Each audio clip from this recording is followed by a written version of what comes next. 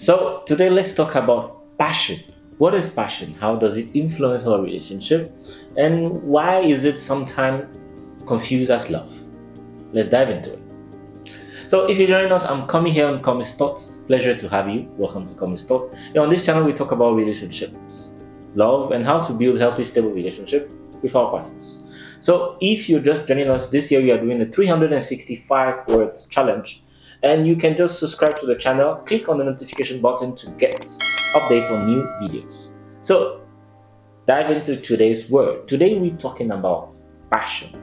What is passion? Okay, sometimes it's, I think, often most confused as love. Some people may feel passion for someone, but only thing they feel is just love. So the dictionary is saying that passion is a strong and barely controllable emotion. It's a state or outburst of strong emotion, an intense sexual love, an intense desire of enthusiasm for something, a thing arousing the enthusiasm. Yeah, that's what dictionary is saying. So based on all the readings and all my research on the word passion, I believe passion is all the above. Passion is like a force.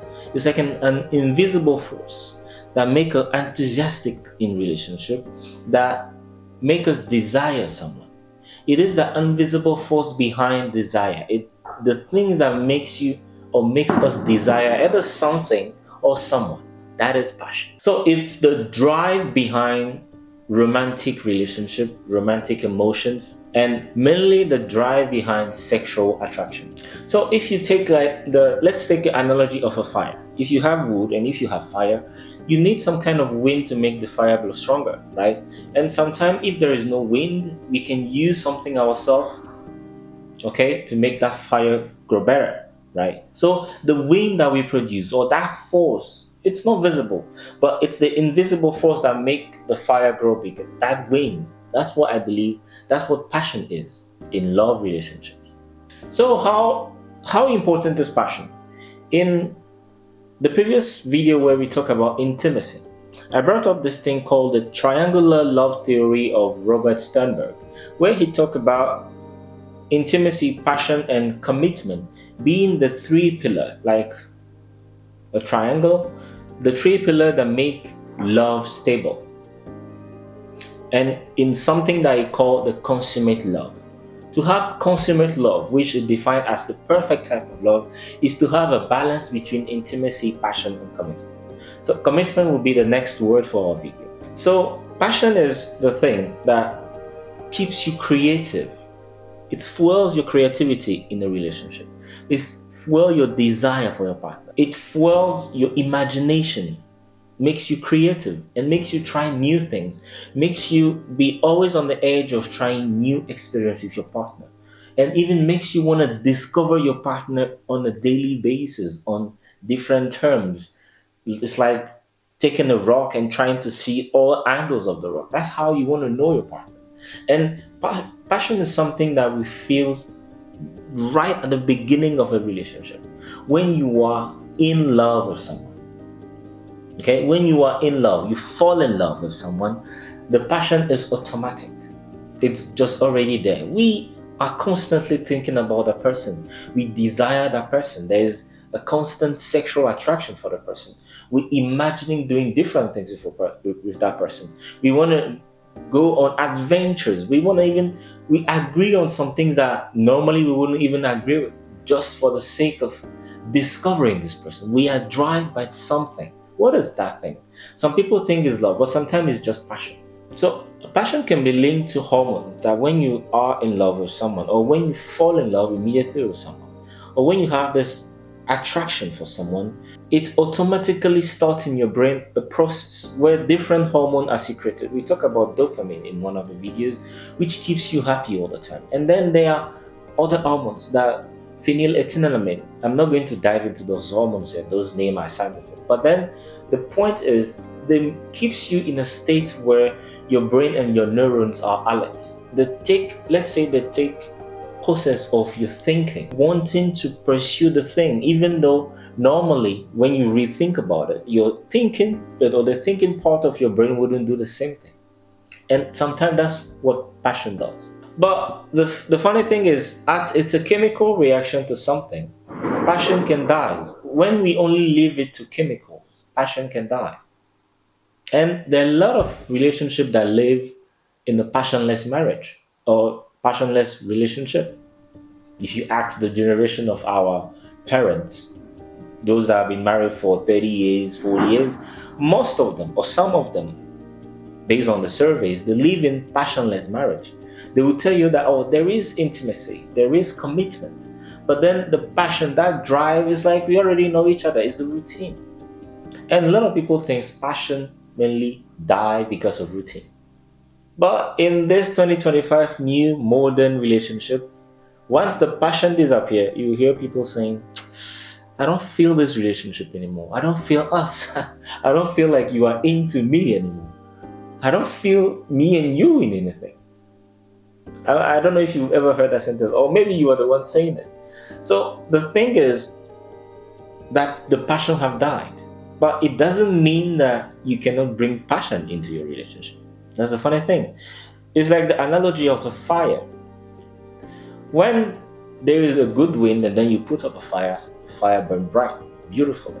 But once there's no wind, you realize that the fire will grow really small. It's like grow slowly, extremely slow, right? But then if you can use those who have made fire with wood before, not gas that we have in modern days, those that live in those or those that went hiking before where you have to make fire with wood, you realize that if there is no wind, you need to use something to bring up the wind. I believe that's what passion stands for. If there is no passion in your relationship anymore, put it in. Put it in. So, what is this passion? How, if the passion that you have at the beginning, where you were in love with the person, does not sustain after 5 years or 10 years, how do you bring it back? So, how do you build passion in your relationship? So, one of the first things that you do if you want to build passion in a relationship is by first of all letting go of expectation or limitation. You know, a lot of us, we enter relationship or marriage for a lot of people with some expectations, some things that we believe they need to happen in the relationship. And when they do not, we feel betrayed by the other partner. We feel betrayed by the other person. So one of the best way is to let go of any expectation. Tell yourself that there is no limitation to our relationship. Tell yourself that, oh, I don't know this person. This thing can happen or not. Don't put a limit to what the other person can do and what you can do with the other person in the relationship. Don't bring up any expectation, just let them go. And then secondly, you see, one of the things that I believe is really interesting when you talk about passion, when you start a relationship with someone, you are just discovering the person. So there is this kind of mystery that is that you are enjoying the person in their elements, enjoying their person, maybe what they were doing at the time, their job or the growth, the kind of new thing, new vibe they were giving you at that time. That's something that gives a lot of people passion, or that's what makes us passionate about someone at the beginning. But as we evolve in the relationship, sometimes we believe that we know the person so much and there is nothing to know. And sometimes it is true because the other person stopped evolving. And once you stop evolving, your partner will feel like there's nothing new about you anymore. So I already know everything. What is the fuss about? So it is important that if you want to bring passion back into your relationship, that you focus on yourself. You focus on your growth personally. If the other person is not feeling passionate about you, it's not about sometimes going on the person needs to bring passion. No, sometimes it's all about yourself. You need to grow, you need to develop yourself. If you were here when you meet and then 5 years you're still here, the person will feel like there's nothing that I want to know about you. Then level up. Personal development, work on yourself, become the better version of yourself. And becoming the better version of yourself, keep your partner asking questions. How? What is happening? What is happening? It brings a lot of this vibe, this new vibe that some people looks in with passionless relationships. And this mystery that you create make your person thinking about you in an imaginative way. And that's what brings up the passion. And now, the other thing is prioritizing us, new experiences. Monotony in life, just doing your routine daily dating sometimes, is not enough to keep passion. You need to get out of that comfort zone. Travel, something that you've never done before. Or maybe you talked about it once, but you never tried it. Just go and try it. An experience that can make you rely on each other, or an experience that can make your heart beat a little bit faster. That will keep you in the moment, that will keep you present with the person. Experience have shown, data have shown that when you are doing something, an activity that make your heart rate race faster with someone that you are a little bit intimate with, someone you have affection for, it makes you more affectionate for the person. And if it's someone that you love, it actually grow the kind of connection you have with the person. So that is a really good way to rebuild passion in your relationship. Either build or rebuild. And so, like I said, this is also very important to solve the routine. Passion dies because of routine. Monotony is like the opposite of passion, or it's like the virus of passion. It kills it. So stop monotony, try new things, do new things. So there's also this thing, this way that I personally have experienced that I believe is kind of interesting. It is keeping a balance between closeness and distance. Yeah, this is something that I personally experienced as me and my partner at the beginning were living in different cities when we met. And the fact of not meeting for 2 weeks, for 1 month, it creates a sense of longing for the person where you always have to recess the memory of the things you already did with the person, and you are always planning on doing more of those things. Your memory about this person keeps running. You are at the same time missing the person, but it's not too much missing as maybe you will meet again in few weeks. So for me, from at that time I realized that it's like we had a passion that was going on for years. When I was already reading that passion might die in few months, in few years, but then ours was going on like okay. And then based on analysis, I realized that the distance we have been, the closeness and the distance, the balance that we have actually created a sense of longingness, a sense of one always longing, desiring that person more and more. So I believe that this balance between closeness and distance, if you are always in presence with the person all the time, 24/7, for years, for 10 years, there is a probability that there will be nothing new about the person. You won't even be missing the person. There is a sentence saying that it's when something is missing in your life that you really appreciate its value. So sometimes distance yourself a little bit from your partner. Or you guys can travel. Either you travel with your friends, you travel, of course, in respect and commitment with other, right? You travel with your friend, you travel with your best friend, everybody travel, miss each other for a little bit. And then come back. You realize that there will be a difference. There will be a difference in the way you view each other. There will be a difference in the way you count the adventures you did, or the things that happen to you to each other. Try it out. And then sex. Yeah, when we talk about if passion dies, one of the biggest way or one of the best way to do it is all about sex. Erotic play, as therapist Esther Perel put it, erotic play. It's not just about going in bed and having a coit or something. No, it's all about everything that is physical, touch, sexual, erotic, mind, imagination, mindfulness, everything. Try on more of erotic play instead of just sexual activity daily. No. Play with the person's mind, play with the person's body, play on discovering sex. It's not just okay, daily you go on the bed, you do what you have to do, is over. No, sex is more than that. It's more of, maybe we're going to talk about it in another video, but sex is more than that. One thing I also believe is important is communication, is voicing out.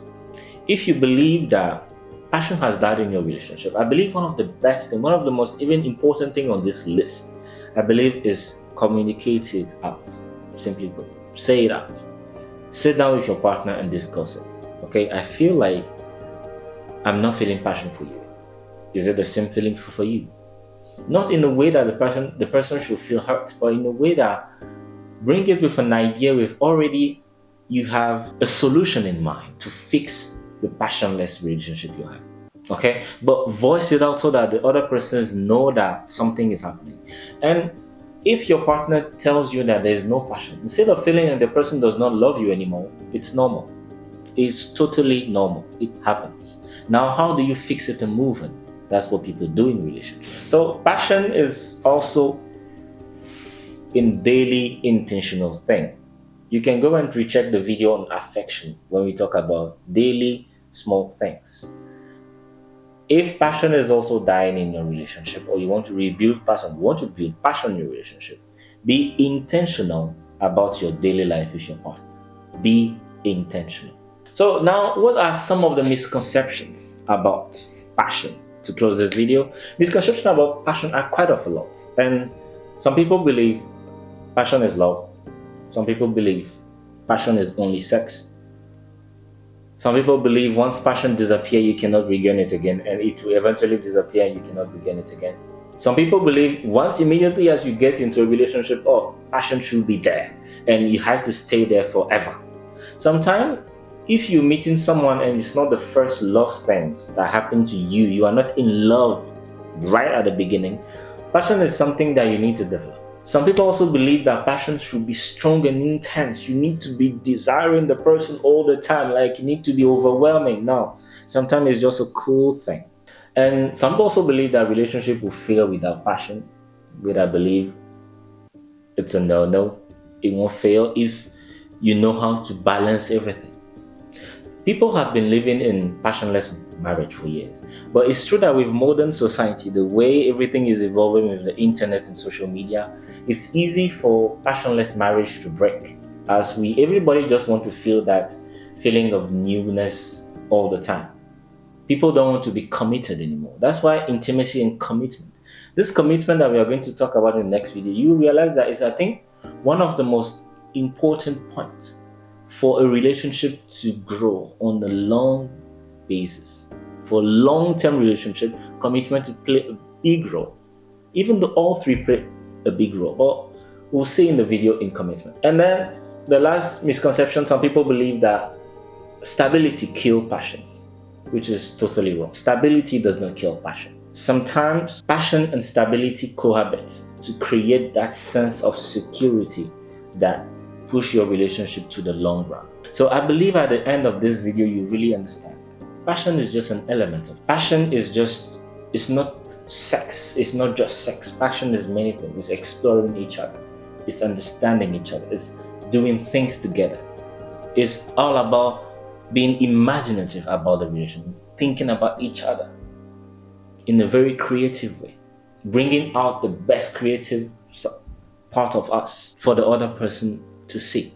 Okay, so I hope this video have helped you. I hope you learned something from this video that can empower your relationship, and I hope you have changed your mind. You understood at the end of this video that passion is not love, and passion is something that does not just disappear in a relationship, and that you can still grow it. So see you in the next video. Come stop.